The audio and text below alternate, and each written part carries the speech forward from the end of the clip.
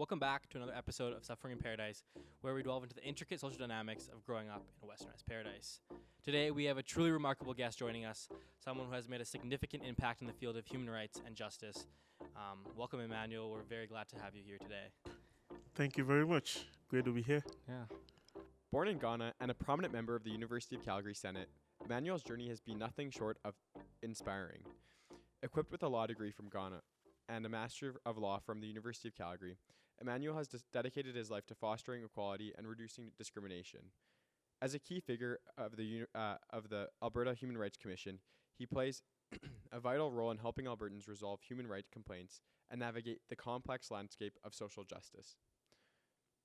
Before his tenure at the Commission, Emmanuel not only instructed students in the Law and Society program at the University of Calgary, but also lent his legal expertise to the Dean of the Students' Office at the prestigious Kwame Nkrumah University of Science and Technology in Ghana, recognized as the best school in Western Africa by World Report. Join us as we explore Emmanuel's extraordinary journey, the lessons he's learned along the way, and how his unique perspective is helping transform the social fabric of communities both in Ghana and in the Western world. Thank you very much. Thank you for the bio. You did a very good job in pronouncing the name of the school that I had my undergrad. Yeah, we were kind of scared about that a little bit, but so I guess we kind of just jump into it and kind of start discussing a little bit of your educational background. Kind of the degree that you got in Ghana, and then as well as the law degree, like the master's that you got here at the University of Calgary. You want to just kind of tell us a little bit about that and kind of the motivation as to why you wanted to pursue that? Okay. I always laugh when I'm actually talking about why I chose to pursue a law degree because, growing up in the typical African family, there were three careers you could only pursue. Yeah. Medicine, engineering, and law. Yeah. And with my family, you were literally restricted to medicine or engineering, the science-related subjects. So in high school, I was exclusively focused on the science-related subjects. Bio, I did advanced mathematics, physics. So the chemistry, that was my focus. My focus was I was going to med school just to become a doctor. And then I think when I go to senior high, I was staying in a boarding house.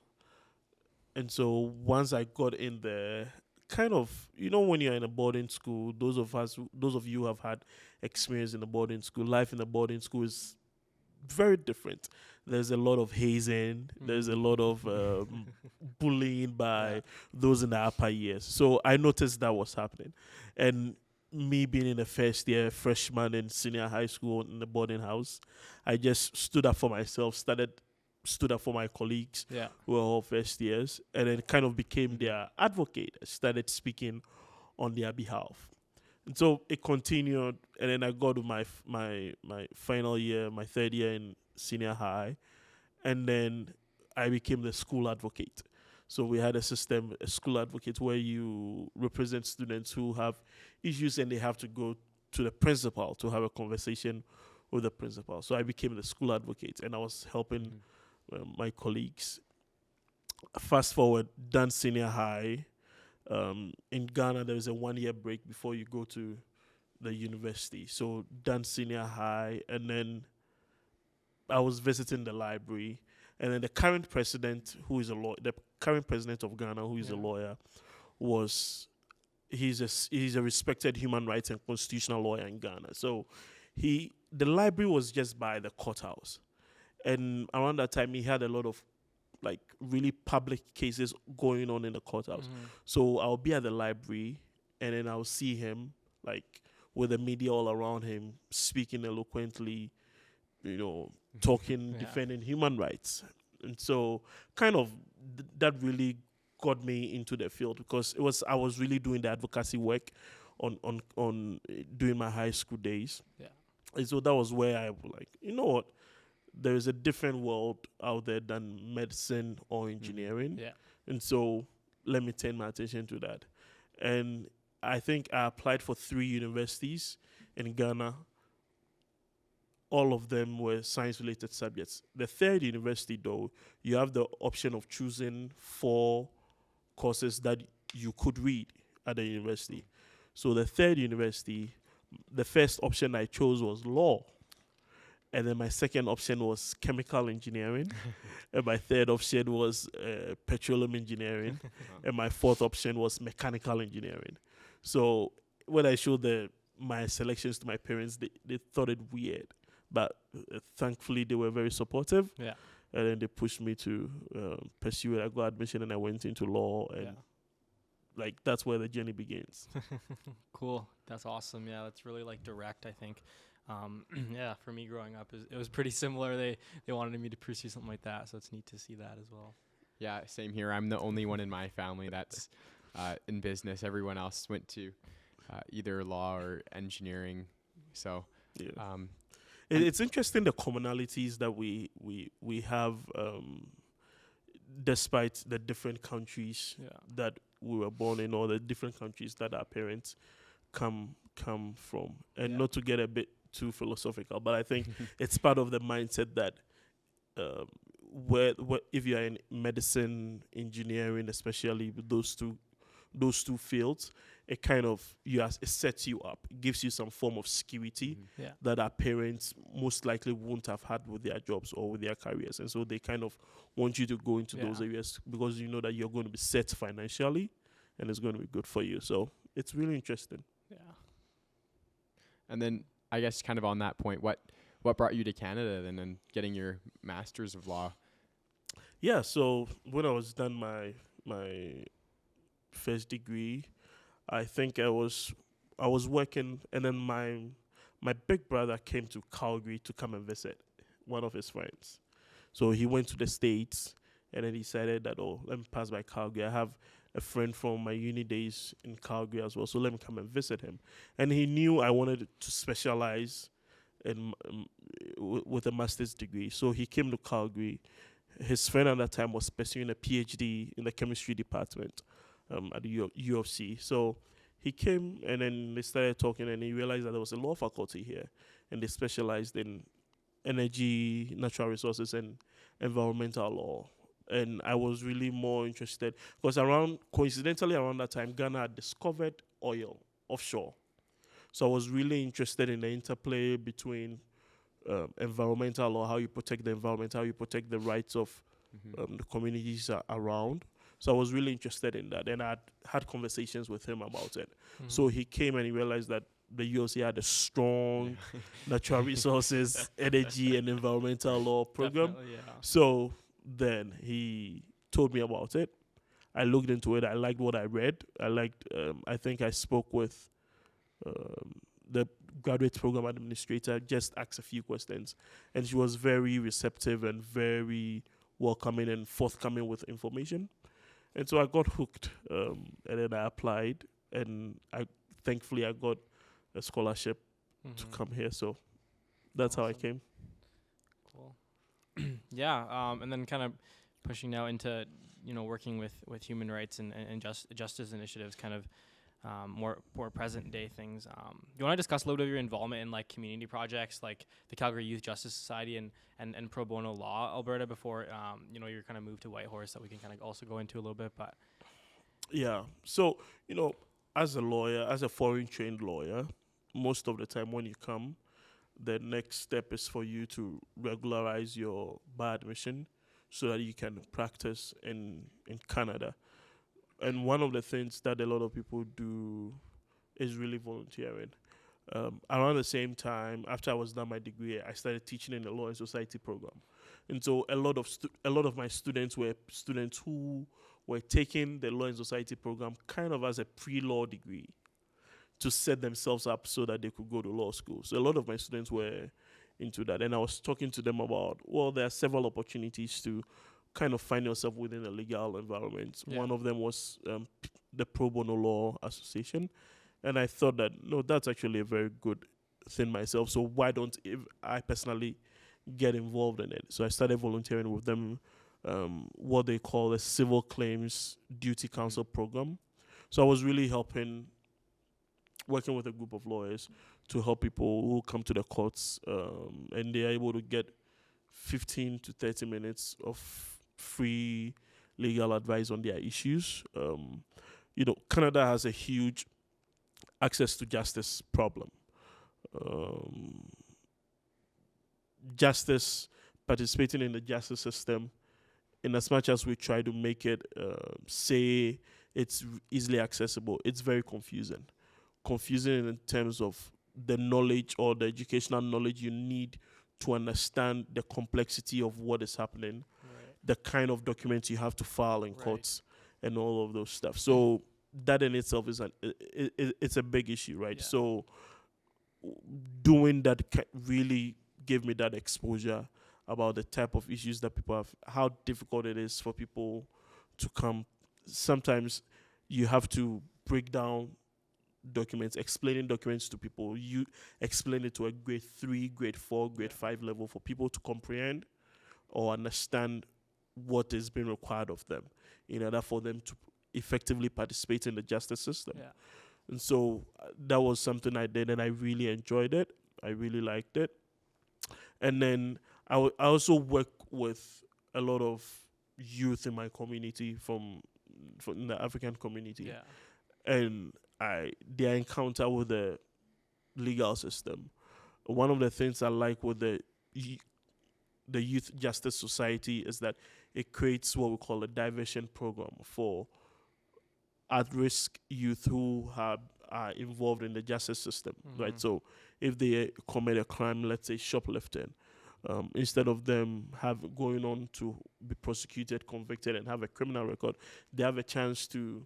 It's a community-based program. So most communities have Youth Justice Society. So they have the chance to participate in the diversion program that would help you. Once you are successful in completing that program, we issue a report. The report is given to the prosecutor. The prosecutor sees that you've completed the program. Yeah. And then your file is closed. So you don't have a conviction. Exactly. And then all that stress and kind of all exactly. Because it can be really stressful for the individual. I said I had a situation of someone who had just turned 18. This incident just happened when they were 17, and they got a speeding ticket. And a speeding ticket, and then some other stuff, because apparently when they were driving and they were turning, they had hit a car, which they were unaware of. So they were followed by the police, stopped, got a speeding ticket, and then it was more or less they accused this person of running away from the scene because they thought. So the charges were really ramping up, right? And so a 17-year-old individual who had lived kind of a sheltered life by their parents, and then gets this first encounter with the police, and a host of like 3 tickets are issued, and the total of the fines were getting to around 5,000. Oh, and wow. Yeah, it's really stressful as like a child. Yeah, exactly, right. So those are for someone like this. If that person decides that, okay, fine, if this was really a crime per se, and they were to go through a diversion program, for someone like this will really be helpful for that person. It's still a crime, but it's not that type of crime under the Youth Criminal Justice Act that would warrant the person to go through the Youth Justice Committee. So yeah, I guess like for me now, that like what kind of get thinking, like when you kind of talked about your moving into law and your kind of motivation behind that, as well as some of the pieces of helping people understand that some of these really complicated documents, stuff like that, like it kind of brings me to modern day media and things like that, where there's TV shows like Suits or the Lincoln Lawyer, and we get this kind of almost a facade of what law and justice and what this whole this real system is. Do you want to kind of talk about how I don't know if you've kind of seen any of those shows or kind of seen that media, but how does that kind of interplay into what people think and kind of pursuing law and kind of navigating it? Because I think that for me growing up, I would see Suits and I'd be like, oh, it doesn't seem like on the show they're just it seems like it's fun, you know what I mean? It's nothing like that in real life. No, it's nothing like that. Yeah. Most most deals don't get settled in a day. Yeah. That's the truth. Most criminal issues don't get settled or resolved within a 60 minutes episode, Yeah. right? Most litigation takes years. Right. It can take somewhere. It can be fast if the parties are willing to settle, but it can go as long as 2 years if you Yeah. include appeals Right. all the way, like you start from the Court of King's Bench now, and you go to the Court of Appeal of Alberta, and you end up at the Supreme Court. You're looking at years upon years of participating in just civil litigation. So Yeah. it's not that short as these shows make it seem. Right. One of the advantages that I like about the shows is, apart from their entertainment value, is that it kind of tries to demystify the legal Yeah. True. field, but then it does a big disadvantage in the sense that it doesn't portray an accurate reflection of the realities of the justice system or the legal system or life in the law firm. Like, a lot of people who have gone to law school and hoping to end up in practice and practice something like what Harvey Specter does in suits end up being disappointed, because it's only a few people who are.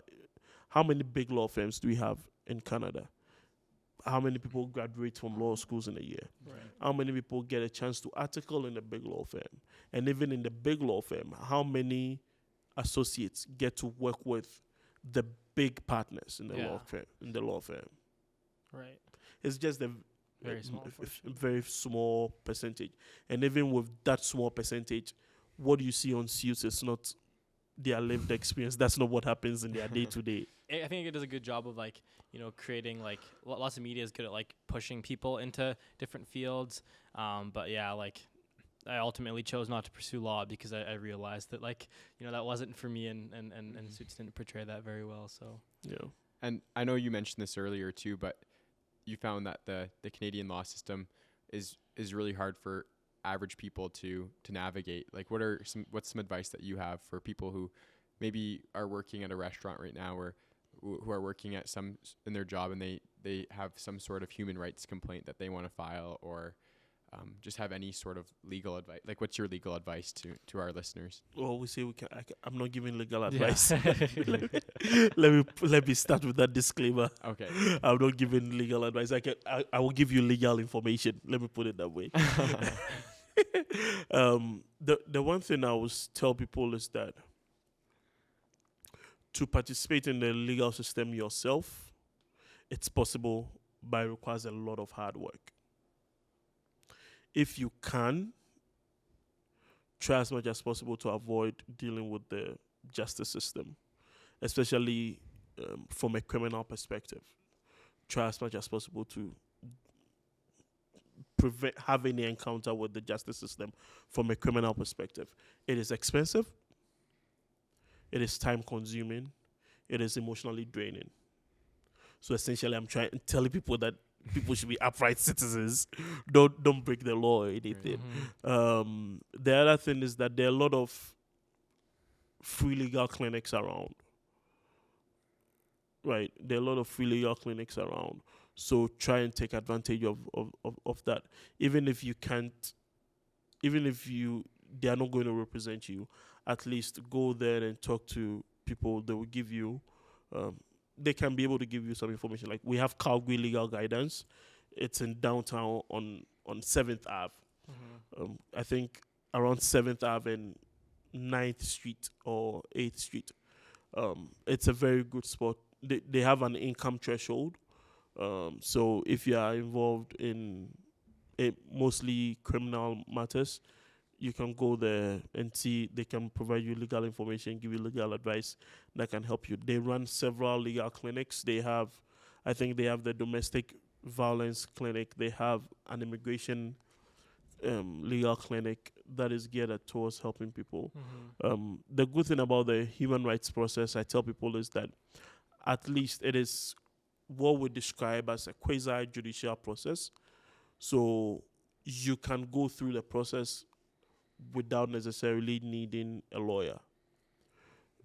The only thing is that you should know how to articulate what you are going through or what you've Yeah. experienced. Okay. Right? That is all that that's from my perspective, that's what you need to know in order to go through the human rights process. You don't necessarily need a lawyer. If you are going up against a company, You mean like kind of representing yourself? yeah, you can go through the process yourself Oh. without necessarily needing a lawyer. At least that I know having a lawyer will help. Yeah. But the way the process is, the complaint form to even fill out a human rights complaint, there's a guide about a 7 to 10 page guide detailed, which tells you what each section of the complaint form requires from you, the type of information you need to give, right? So it's really easy and user friendly, I think. Obviously, it's not because I work for the organization, but there are improvements we can do. But at least as it is right now, it's really user friendly, and you don't need a lawyer to go through it. But even if you need help, there's a program that is run through the University of Alberta Students Legal Service. They have a human rights project whereby they have law students who will help you with some of these forms and help you. If you're a worker who works at a restaurant and your rights have been violated, you can go to the Workers Resource Center. You can give them a call. Just Google, give them a call. They will really help you fill out whether it's a WCB issue, an employment standards, or employment insurance issue, or human rights issue. They will be willing to help awesome, you. Yeah. So Exactly what we kind of maybe we'll get all these links so we could kind of give the audience that these kind of resources. But that's awesome. Yeah. And just another question here on an unrelated topic. So, if in your at your speech when you did the Scholars Networking event, you mentioned diversity and then inclusion, and you had a quote on that. And I was just wondering if you could kind of elaborate into diversity and inclusion and what that means in a Canadian context. And then also if you could bring it back to Ghana and kind of how it's different and how it's similar. Okay. So I think the quote you're referring to, and I think I've edited the quote a little bit with my words, so I've paraphrased it a little bit. So it says, diversity is a fact, inclusion is imperative. And I use the fact that even right now and over here, right now in this room, the four of us, even though I'm assuming we all identify as males, even though we all identify as males, that's an assumption I'm making. Correct me, sorry if I'm wrong. But then there is still diversity at play, right? What my background is, I'm from West Africa, specifically Ghana. Your background, totally different, right? So right here in this room, there's diversity. Diversity is a fact of life. There are other places, and the example I used in that speech, I talked about those of us wearing glasses. Right. We have a physical disability, in as much as we don't think of it as such. So in this room, I'm wearing glasses. I have a physical disability. I'm pretty sure, like, if you use the facts that is available or that's given by StatsCan, that 1 in every 3 Canadians has a mental disability, that should tell you that is a fact of our life. Yeah. Right. Yeah. On a Monday morning, just walk from the train station, like the university train station, just get out of the train and start walking, get across the bridge. You will encounter different people. Yeah. You will encounter people wearing hijabs. You encounter people wearing a turban, right? It is a fact of life. And so because diversity is a fact of life, inclusion is imperative. If you are refusing to be inclusive, then what you are trying to say is that you are denying that diversity is a fact of life, which is not, sorry to say, it's not a smart argument to make. Yeah. Right? Because let's take, for example, a 2-parent household, which has a mother and a father. That is diversity. Because there's a male and a female. That is diversity, right? So it's a fact of life. And growing up, the diversity issues in Ghana totally different from the diversity issues over here and in Canada. The principles of inclusions are the same, though, right? So that is the similarities. In Ghana, growing up in Ghana, my color wasn't an issue. right? I didn't even think twice about, oh, I'm really black. Am I black? Am I light skinned? It wasn't something that I really paid attention to. But when I got on the plane, especially when I was making that transit from Frankfurt, taking that Lufthansa flight from Frankfurt to Calgary, it hit me, dude, you are blackity black. Right.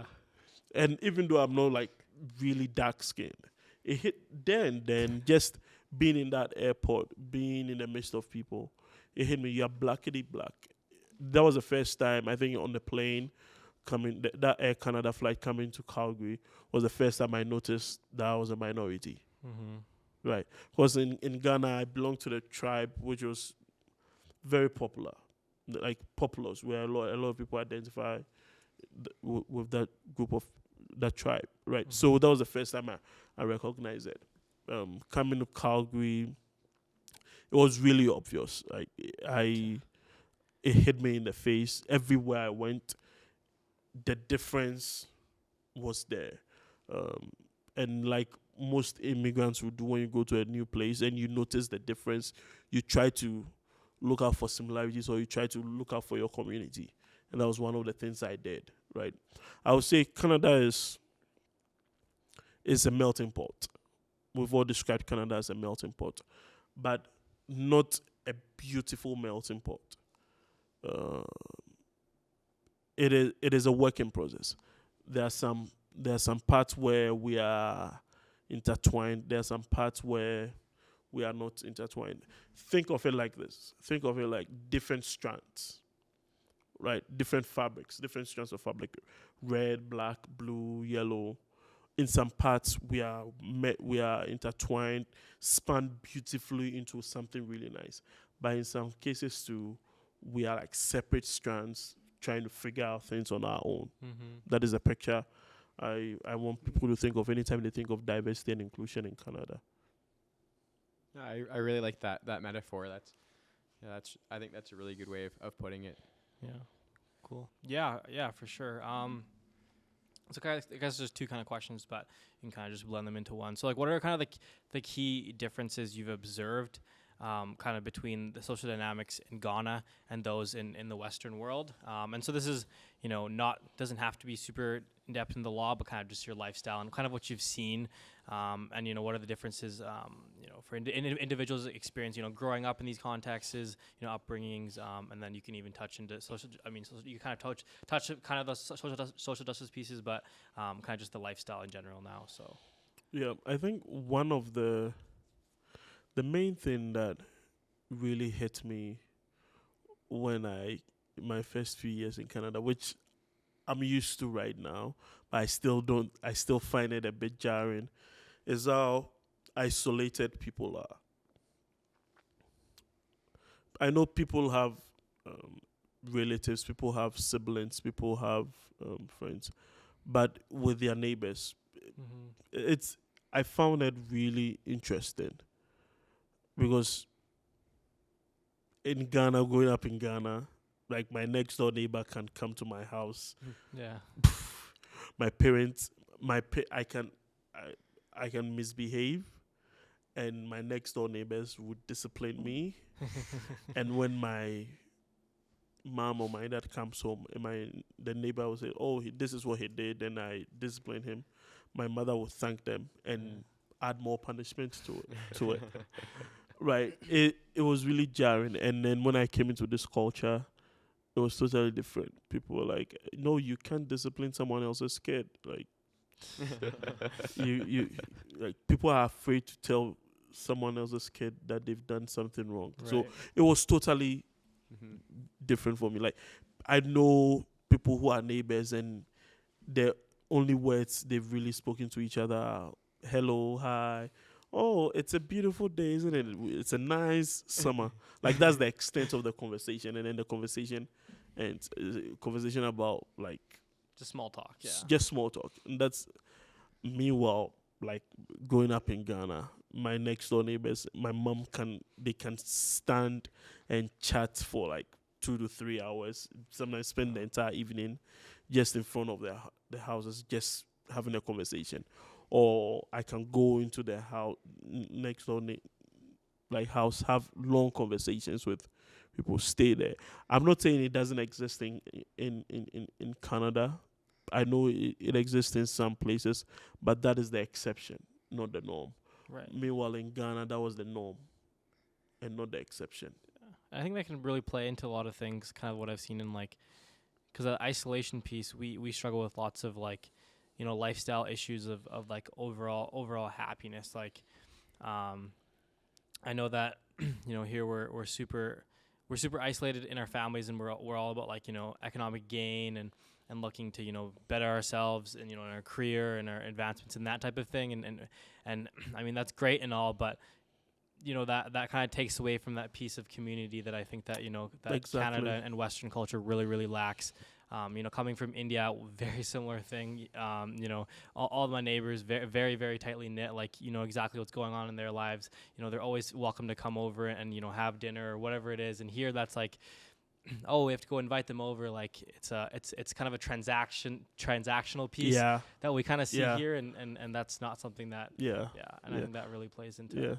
Yeah, no, it's really interesting. I think, especially when I was a student, I lived in Brentwood when I was a student, and there were other students living like in the next houses who had also rented.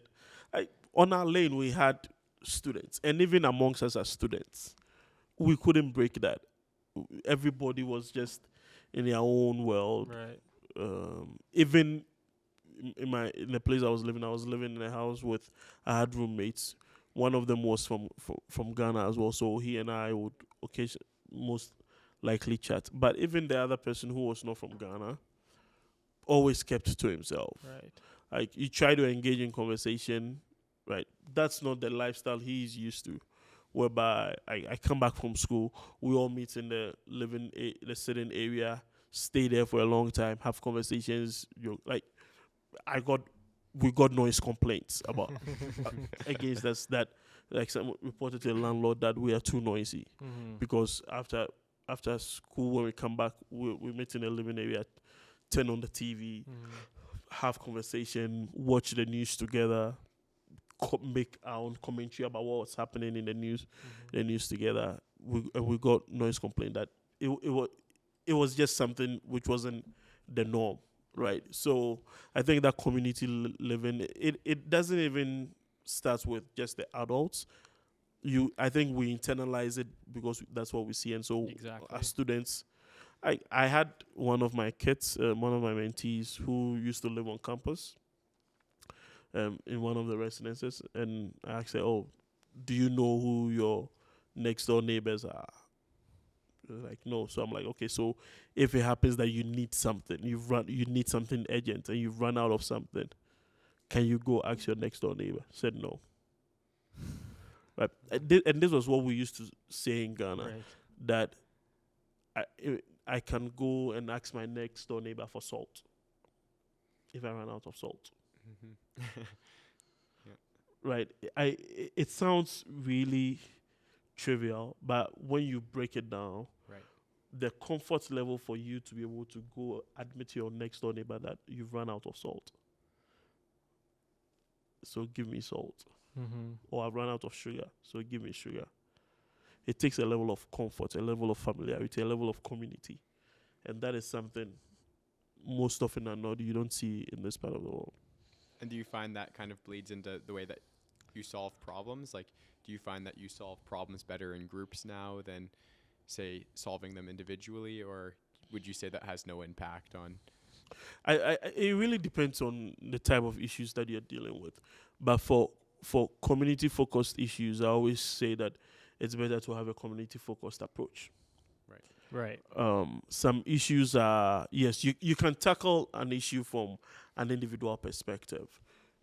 You can tackle, like, for example, if you have one kid involved in drugs, I'm using that as an example, you can tackle that kid on an individual basis, engage with that kid on an individual basis, provide counseling and everything for that kid on an individual basis. However, you are oblivious or ignorant of the fact that that kid lives in a community, and so there are community factors that might be enabling those behaviors. So tackling it on an individual level, yes, may work, but then when that kid is left in this community, because you didn't do a community focused approach to the solution, then you still face the same issue. It's like the current issues with drugs in downtown, right? In downtown Calgary, where people are complaining about, we have a lot of people who are overdosing on the C trains and all of those stuff, right? What approach are you looking at? A holistic approach to solving the thing, or more or less like an individualistic approach would be something you can describe as a piecemeal approach. A piecemeal approach, it will work. But if you don't have a holistic, community, totalistic perspective on things, it won't solve it. So for me personally, I prefer, there are some situations, yes, you need to do that one-on-one, individual oriented solutions, but then don't forget that we live in community, so everything has to come from a community perspective. Wow, I really like that. It's very insightful. Very insightful, yeah. Have you noticed any trends within like the Canadian legal system of problems that keep occurring, or something that's so different than the system in Ghana that you've noticed? Maybe I won't go into a comparison, but then and I'll talk from the field that I work in. People will say this is the 21st century, and so some of these things that we used to see in the past, we shouldn't still be seeing it. But if you read the annual report of the Alberta Human Rights Commission, you see that a lot of the human rights complaints are employment-related complaints, on the grounds of either physical disability or mental disability. So still accommodating people is still a big issue for employers. Accommodating people who have, and that is also a diversity and inclusion issues. Accommodating people is still a big issue for employers. But not only even that, accommodating people who are participating in the justice system, right, is still a big issue in Canada. I'll encourage anybody who wants to have an experience of how the legal system feels like, just pay a visit to the Calgary Court Center and look at the matters that are scheduled for hearing for the day, and then just enter one of the courtrooms and then see if you can make sense of any of the things happening.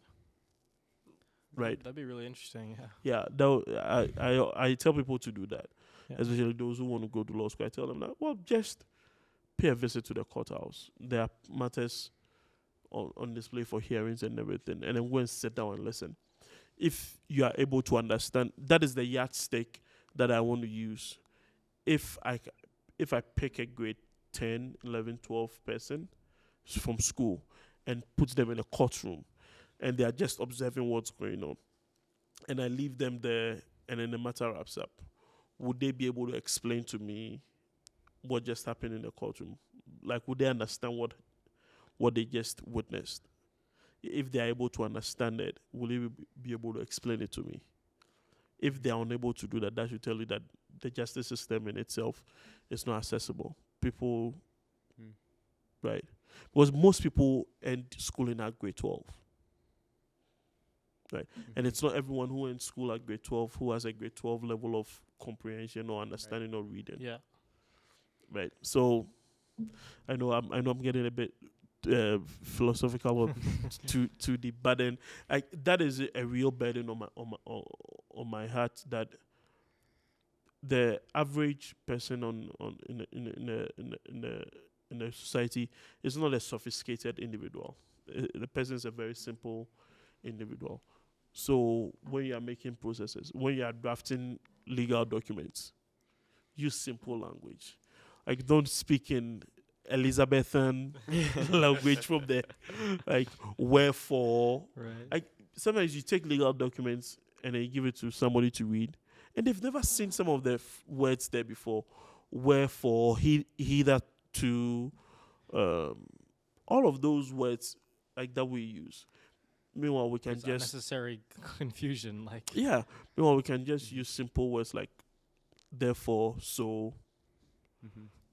It makes things easier, right, for people. so So is there some type of obligation where you have to kind of talk in like in that type of, because I've seen some like contracts and like legal documents and like that's what I see, like those complicated where is there like some type of requirement, or is that just kind of like a norm that people have kind of just followed? it is Or not is a it like- requirement. It's become a norm, Right. and It's the like per- easier to enforce the contract when it's like the that. perception is that if we write in that language, we are able to capture everything that Right. Right. every area that we want to cover. Like we every don't want case, to live. yeah.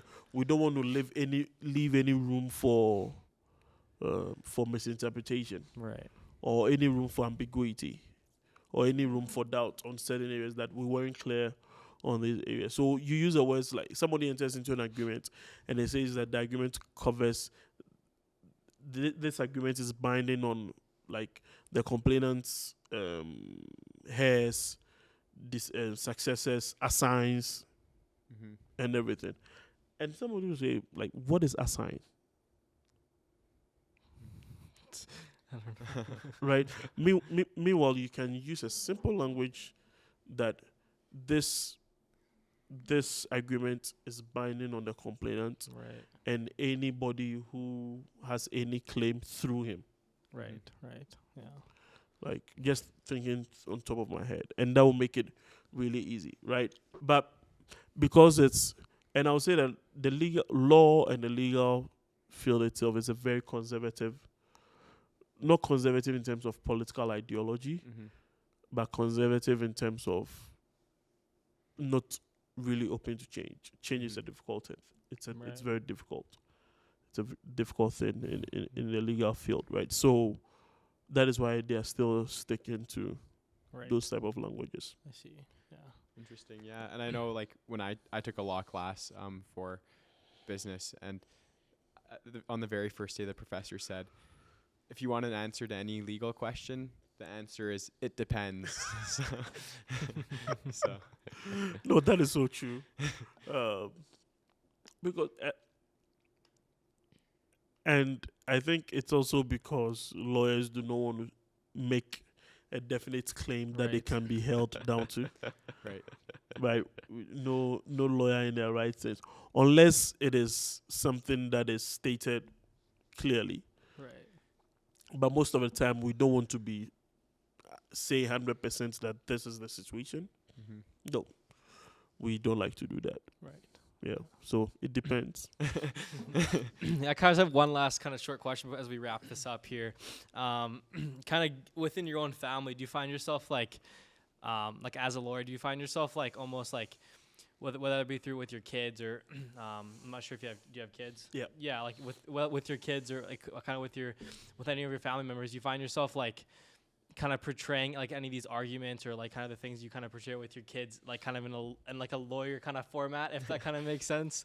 Because my mom also like kind of did law in school, and so like the way she kind of talks to me is like super like definite and like super like, you know, argumentative. Like, do you kind of find yourself in those type of situations as well, or like? Yes and no. No, Depends. It depends. Yeah. No, in the sense that I'm a pretty relaxed person, Yeah. and a pretty informal person. Yeah. I like rules. Rules are okay, Yeah. but then I like being given the freedom to kind of do things my own way. So I'm not rigid Okay. in the way I relate with my family, my wife, my siblings, or anything. But I do sometimes take on that persona, Yeah. Mhm. depending on the issue. Yeah. Okay. Right? Interesting.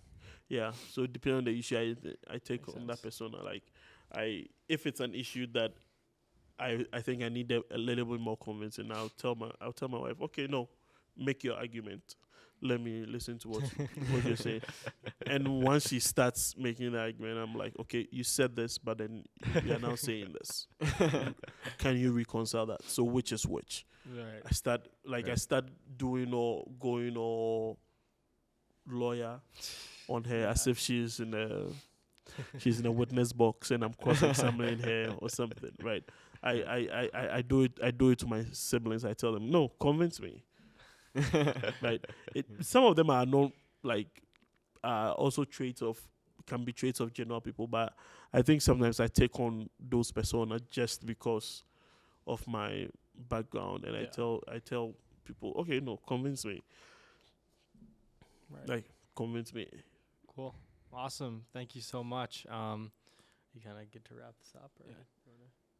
Yeah, cool. So yeah, as we kind of wrap up this, super thought-provoking episode, we want to thank Emmanuel for sharing his incredible journey, his experiences, and the valuable insights he's gained throughout his career in human rights and justice.